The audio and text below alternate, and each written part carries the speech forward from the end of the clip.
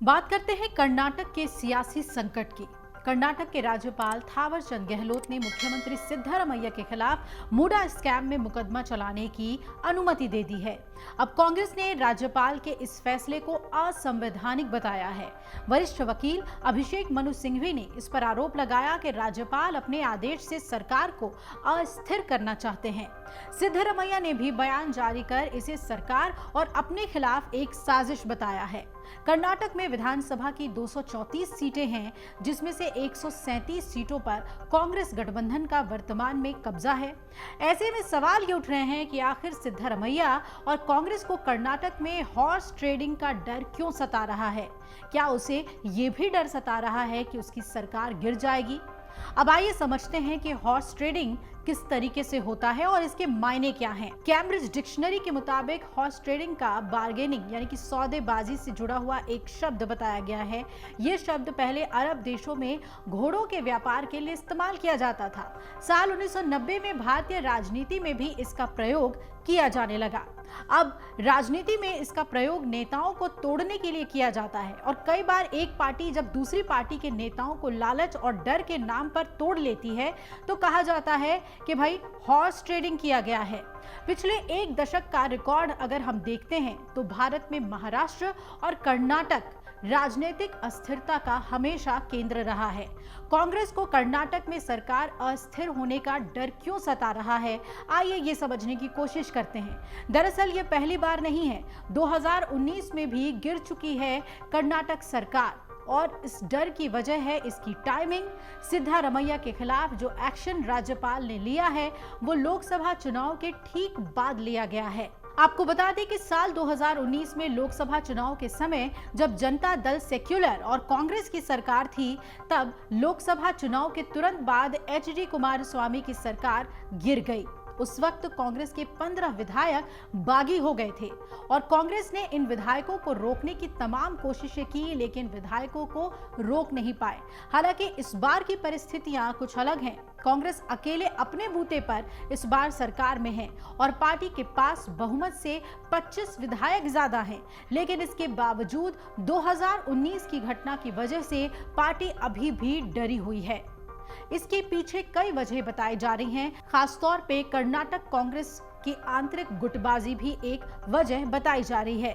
सरकार बनने के बाद कर्नाटक में कांग्रेस कई धड़ों में बंट चुकी है और इनमें सिद्धारमैया और शिव कुमार का गुट सबसे अहम है। हाल के लोकसभा चुनाव के बाद सिद्धारमैया गुट ने शिव कुमार के खिलाफ मोर्चा खोल दिया था।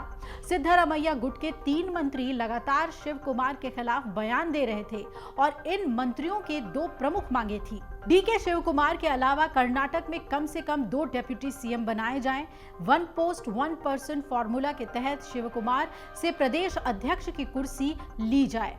वहीं ये विवाद कांग्रेस में थमा भी नहीं था कि सिद्धारमैया के खिलाफ राज्यपाल ने एक्शन ले लिया। अब ऐसे में ये कहा जा रहा है कि शिव कुमार के गुट भी मुख्यमंत्री की घेराबंदी कर सकते हैं।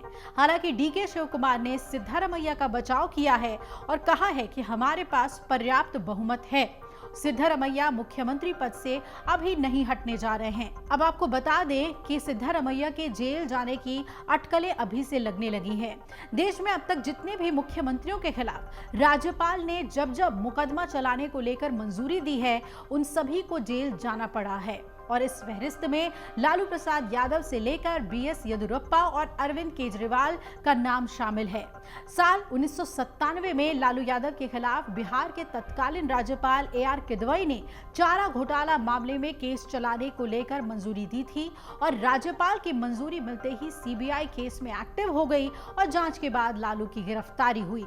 इसी तरह से साल 2011 में जमीन घोटाले में लोकायुक्त ने कर्नाटक के तत्कालीन मुख्यमंत्री बीएस येदियुरप्पा के खिलाफ केस चलाने की मंजूरी मांगी और राज्यपाल हंसराज भारद्वाज ने तुरंत इसकी परमिशन दे दी।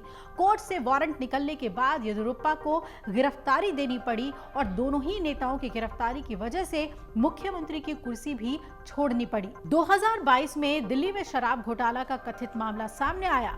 उपराज्यपाल वीके सक्सेना ने अरविंद केजरीवाल के खिलाफ जांच को मंजूरी दी थी। सीबीआई जब इस मामले की जांच में जुटी तो दिल्ली के मुख्यमंत्री और उप मुख्यमंत्री दोनों को अपने रडार पर लिया। सीबीआई ने पहले अक्टूबर 2022 में दिल्ली के उप मुख्यमंत्री मनीष सिसोदिया को गिरफ्तार किया और फिर मार्च 2024 में मुख्यमंत्री अरविंद केजरीवाल को भी गिरफ्तार किया गया, जो अभी भी जेल में बंद हैं, जबकि सिसोदिया जमानत पर बाहर आए हैं। अब आइए समझते हैं कि कर्नाटक विधानसभा का समीकरण क्या कहता है। तो 224 सीटों वाली कर्नाटक विधानसभा में वर्तमान में 3 सीटें खाली हैं। कांग्रेस के पास 134 विधायक हैं, तो एक सर्वोदय कांग्रेस के पास है। पार्टी को अभी 2 निर्दलीय विधायकों का भी समर्थन मिला हुआ है और अगर विपक्षी पार्टी बीजेपी की बात करें तो उसके पास 66 सीटें हैं, विधायक हैं और जेडीएस के पास अभी 18 विधायक हैं। राज्य में सरकार बनाने के लिए 111 विधायकों की जरूरत है। एनडीए को सरकार बनाने के लिए ऐसी स्थिति में कम से कम 25 और विधायकों की जरूरत होगी। अब ये भी आपको बता देते हैं कि किन राज्यों में कांग्रेस की सरकार गिर गई थी। तो विधायकों के टूट की वजह से सबसे पहले कर्नाटक में ही साल 2019 में कांग्रेस और जेडीएस की सरकार गिरी और इसके बाद साल 2020 में एमपी में कांग्रेस की कमलनाथ की सरकार गिर पड़ी। मध्य प्रदेश में कांग्रेस के ज्योतिरादित्य सिंधिया ने बगावत कर दी थी, जिसकी वजह से सरकार वहां गिर गई। 2022 में कांग्रेस समर्थित महाराष्ट्र में महाविकास अघाड़ी की सरकार भी गिर गई और इस सरकार का नेतृत्व उद्धव ठाकरे के पास था। महाराष्ट्र में एकनाथ शिंदे की बगावत के बाद सरकार गिर गई और एकनाथ शिंदे मुख्यमंत्री बन गए और महायुति यानी कि बीजेपी, एकनाथ शिंदे गुट और अजीत पवार का गुट एक साथ आ गया। तो महाराष्ट्र में जो कुछ हुआ उसके बाद अब कर्नाटक में फिर से नजर बनी हुई है कि क्या यहां भी कांग्रेस सरकार गिर जाती है, क्योंकि सिद्धारमैया अब पूरी तरीके से जांच के घेरे में है और गिरफ्तारी की तलवार भी उन पर लटक रही है। अगर आप ये वीडियो YouTube पर देख रहे हैं तो हमारे चैनल को सब्सक्राइब करें और बेल आइकन को दबाना ना भूलें। अगर आप Facebook पर ये वीडियो देख रहे हैं तो हमारे पेज को लाइक करें।